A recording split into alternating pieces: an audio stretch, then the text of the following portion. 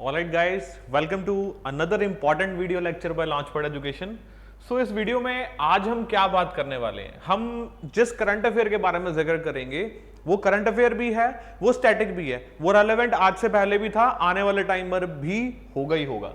So what is national green tribunal, इसके बारे में आज हम बात करेंगे. सो एनवायरमेंटल क्राइसिस जो है वो बहुत ज्यादा बढ़ रहे हैं, चाहे आप लैंडस्लाइड्स की बात करें, चाहे आप फ्लड की बात करें, चाहे आप मेल्टिंग ग्लेशियर्स की बात करें, चाहे आप क्लाउड बर्स्ट की बात करें, चाहे आप ग्लोबल वार्मिंग की बात करें, चाहे आप उसके अलावा ओशंस के रिगार्डिंग क्राइसिस की बात करें, या फिर आप किसी भी एंगल में एनवायरमेंटल डिग्रेडेशन की बात करते हैं, सॉइल इरोजन की बात करते हैं, किसी फ्लड प्लेन्स को अब्यूज करने की बात करते हैं, या फिर आप देखें कोई कॉर्पोरेट हाउस किसी तरीके से नुकसान पहुंचाने की कोशिश कर रहा है एनवायरमेंट को, उसके रिगार्डिंग भी कौन विजिलेंट हो जाएगा या हो सकता है, या कौन डिसीजन मेकिंग करता है, या कौन उनको सजा देगा, या कौन उनके खिलाफ केस फाइल करेगा, कौन सुनेगा, ये सारी बातें आज हम उसके बारे में डिस्कशन करने वाले हैं.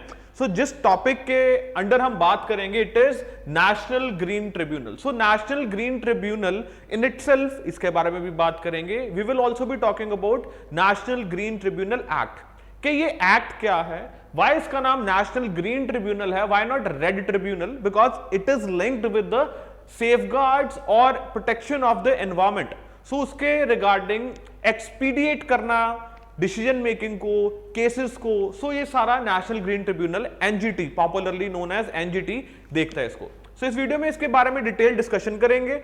आपके लिए जीएस पेपर 3 के रिगार्डिंग भी ये इंपॉर्टेंट है, आपके लिए जीएस पेपर 2 के रिगार्डिंग भी समहाउ लिंक होकर आपको क्वेश्चन आ सकता है. इवन जीएस पेपर 1 में भी ज्योग्राफी पार्ट के अंदर समहाउ लिंकेजेस के साथ इसको क्वेश्चन को पूछा जा सकता है. प्रीलिम्स में भी आपको ये पॉइंट फॉर्मेट में पूछा जा सकता है कि क्या इसके फीचर्स हैं, कौन कौन सा एक्ट इसके एम्बिट के अंदर है या इसके एम्बिट से बाहर है, तो क्या decisions of the NGT can be challenge in the supreme court. So दो चीजों के बारे में बात करेंगे, National green Tribunal plus National green tribunal Act. So act के अंदर ही नेशनल ग्रीन ट्रिब्यूनल क्या है जी, एस्टैब्लिश किया गया है.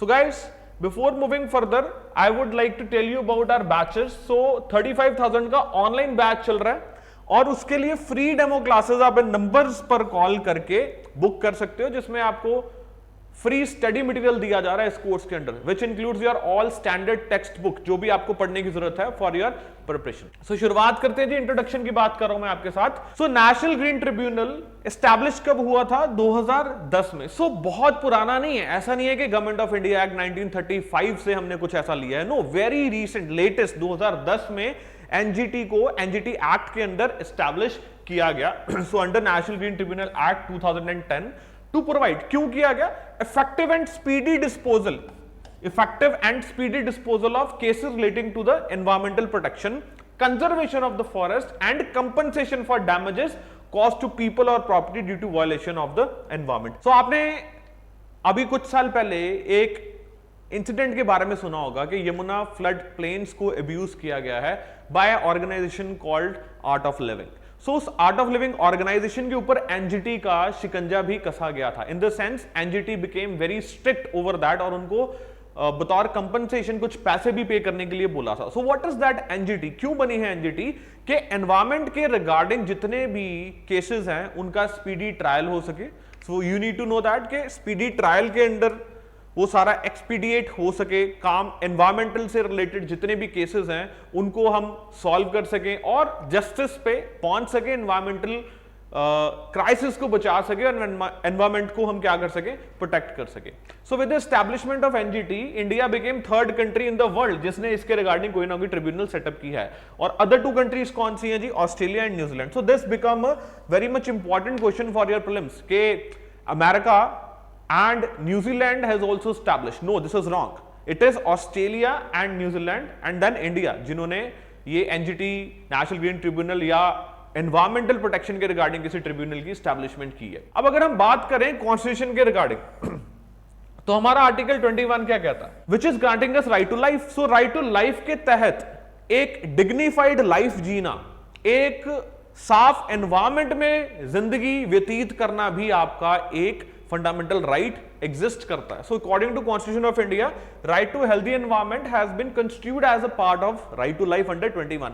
सो राइट टू लाइफ आर्टिकल 21 एक बहुत ही इंपॉर्टेंट आर्टिकल है जिसमें सुप्रीम कोर्ट ने हमेशा कोशिश की है कि राइट टू लाइफ में वो सारे डायमेंशंस एस्पेक्ट्स अकोमोडेट किए जा सकें जो एक इंसान को रिक्वायर्ड है एक डिग्निफाइड लाइफ जीने के लिए। तो आगे देखते हैं। इसके अलावा इंडिया जो है that is party to decisions taken at the United Nations Conference on Human Environment Stockholm में जो 1972 में करवाई गई थी। So that is what it is to take appropriate steps to protect and improve the human environment. Also India participated in the Earth Summit. So आपको पता है अर्थ summit में भी इंडिया ने पार्टिसिपेट किया था। सो अर्थ समिट में पार्टिसिपेट करने के कारण भी इंडिया को ये जो नेशनल ग्रीन ट्रिब्यूनल है एस्टैब्लिश करने की इसकी आवश्यकता थी, क्योंकि it includes the development of national laws regarding the liability and the compensation. और जो नेशनल ग्रीन ट्रिब्यूनल है वो मेक श्योर करता है कि वो फिक्स करे लायबिलिटी और कंपनसेशन दिलवाए जो एग्रीव्ड पार्टी है जिसको नुकसान हुआ है because of the environmental crisis. So national green tribunal आज भी बहुत एक्टिव है। आपने देखा होगा न्यूज़पेपर में अक्सर इसके रिगार्डिंग खबर छपती है। एक एग्जांपल मैंने आपके साथ शेयर किया था, यमुना फ्लड प्लेन्स को अब्यूज किया गया था जब आर्ट ऑफ लिविंग ने एक बहुत बड़ा प्रोग्राम कंडक्ट करवाया था वहां पे, जिसके रिगार्डिंग एनजीटी फिर बहुत ज्यादा स्ट्रिक्ट हो गया था। ऑब्जेक्टिव क्या है? It is to provide for the establishment of National green Tribunal. किस लिए? For the effective and expeditious disposal of the cases. ये हमने ऑलरेडी बात की है। सेकेंडली जो इंपॉर्टेंट प्रोविजंस है एक्ट के, now we are talking about the National green tribunal Act. So national green tribunal Act के नीचे ही एस्टैब्लिश किया गया। That means it is part of that, it is an outcome of that act. अब देखते हैं act के अंदर और क्या बात की गई है। एस्टैब्लिशमेंट ऑफ द ट्रिब्यूनल, जिसके बारे में हमने बात की, जिसमें जुडिशियल मेंबर्स होंगे, chairman 1020, judicial members 1020, expert members etcetera. Chairman of the tribunal जो है it should be either a जज of the supreme Court of India और the Chief Justice of the High Court. ये ट्रिब्यूनल का जो जज है वो कौन होना चाहिए? ट्रिब्यूनल सेटल करेगा disputes, relief, compensation, restitution. The tribunal में provide relief and compensation to the victims. So relief and compensation to the victims, इसके बारे में ऑलरेडी हमारी बात हुई है।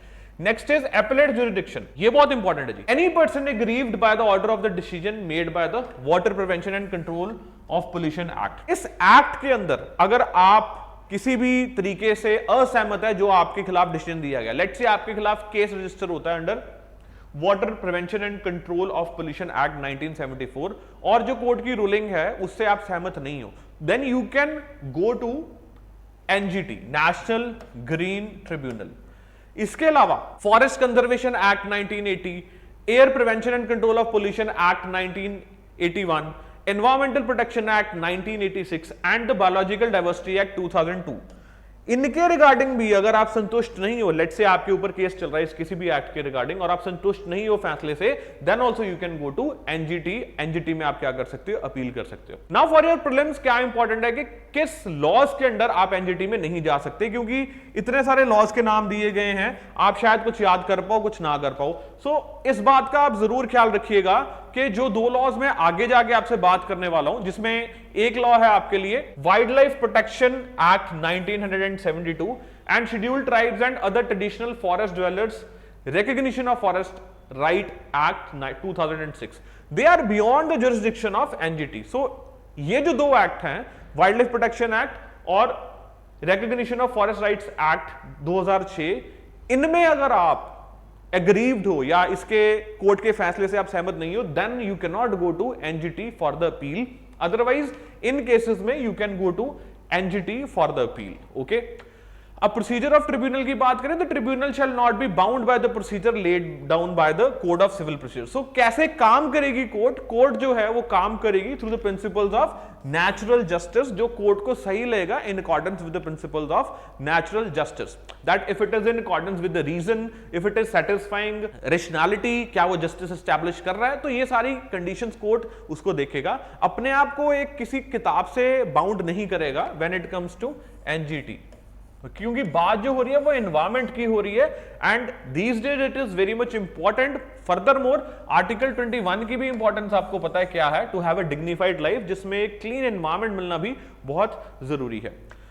सो अगर आपको लेट्स से एनजीटी के ऑर्डर से आप सेटिस्फाइड नहीं है, then what you can do, you can go to then supreme court. So this is what is about NGT के एनजीटी के ऑर्डर से आप सेटिस्फाइड नहीं है तो आप अपील कर सकते हैं सुप्रीम कोर्ट को। आई थिंक यहां तक आपको पूरी तरह चीज क्लियर है। जो मैंने बताया कि ये दो एक्ट्स इसके एम्बिट से बाहर हैं, उसके अलावा कौन कौन से एक्ट इसके एम्बिट में हैं उसके रिगार्डिंग भी हमने बात कर ली है। अब हम देखते हैं क्रिटिसिज्म। तो क्रिटिसिज्म की अगर हम बात करें, एक वीकनेस क्या बोला जाता है एनजीटी की, that means clarity about the kind of decisions that can be challenge before the supreme court. So there is no clarity के कौन से केसेस सुप्रीम कोर्ट के पास जाके चैलेंज हो सकते हैं, कौन से नहीं हो सकते हैं। उसके अलावा क्यों चैलेंज किया गया है कि एनजीटी एनवायरमेंट के नाम पर काफी डिसीजंस ऐसे देती है जो कि इकोनॉमिक ग्रोथ को हैम्पर कर देती है। फॉर एग्जांपल, कहीं कोई इंडस्ट्री लगनी है, उसके लिए कोई फॉरेस्ट को काटने की जरूरत पड़ रही है, कुछ करना पड़ रहा है, एनजीटी इंटरवीन करती है और वो मैटर वहीं पर रुक जाता है और अनएम्प्लॉयमेंट और जनरेट होती है। जो एम्प्लॉयमेंट जनरेट हो सकती थी वो भी नहीं हो पाती है। उसके अलावा वहां के लोग प्रॉस्पर नहीं हो पाते, इंडस्ट्रियलाइजेशन ज्यादा नहीं हो पाती है और वहां तक जो बेनिफिट्स हैं नहीं पहुंच पाते हैं। सो ये सारी कंसिडरेशन इसमें हमें देखने की जरूरत है in the criticism. Further more arbitrary mechanism बोला जाता है एनजीटी का, दैट मींस अपनी मनमर्जी से चलते हैं, since they are not bound by the civil procedure, तो अपनी मर्जी से ही चलते हैं, इनके अकॉर्डेंस ही डिसीजंस दिए जाते हैं। सो फर्दर ट्रिब्यूनल जो है बहुत सारे केसेस उसके पेंडेंसी फेस कर रहा है, बहुत सारे केसेस लैग कर रहे हैं because of the shortage of the man power as well as the resources की शॉर्टेज के करके। सो रीजनल बेंचेस भी बहुत लिमिटेड है, रीजनल बेंचेस लिमिटेड होने के कारण जो केस का लोड है वो बहुत ज्यादा। So guys that was all for NGT. मैंने आपको बताया आपके जीएस पेपर 3 के लिए भी इंपॉर्टेंट है, पेपर 2 के लिए भी इंपॉर्टेंट है इनडायरेक्टली, पेपर 1 के लिए भी इनडायरेक्टली इंपॉर्टेंट है। एथिक्स के रिगार्डिंग भी कोई ना कोई अगर आप कुछ लिख रहे हो एनवायरमेंट में तो आप एनजीटी का जिक्र कर सकते हो। अर्थ समिट भी मैंने आपको इसमें जिक्र किया था, स्टॉकहोम के बारे में भी हमने जिक्र किया, देन हमने एक्ट के बारे में भी जिक्र किया, ये भी देखा कौन से मुल्क एनजीटी पहले स्टैब्लिश कर चुके हैं, and India is the third country and first among the developing nation. So I hope it was a learning session for you. Make sure you give it a thumbs up, और NGT आगे से कभी भी newspaper में आए आप उसको बिल्कुल ध्यान से समझिएगा, पढ़ने की कोशिश कीजिएगा। These are certain important things जो आपके हमेशा दिमाग में रहने चाहिए as a good aspirant of IAS. So ऐसी और वीडियोस हम आपके लिए लेके आते रहेंगे। Till then see you guys, thank you very much, always give a 5 star to our videos. Good luck, thank you.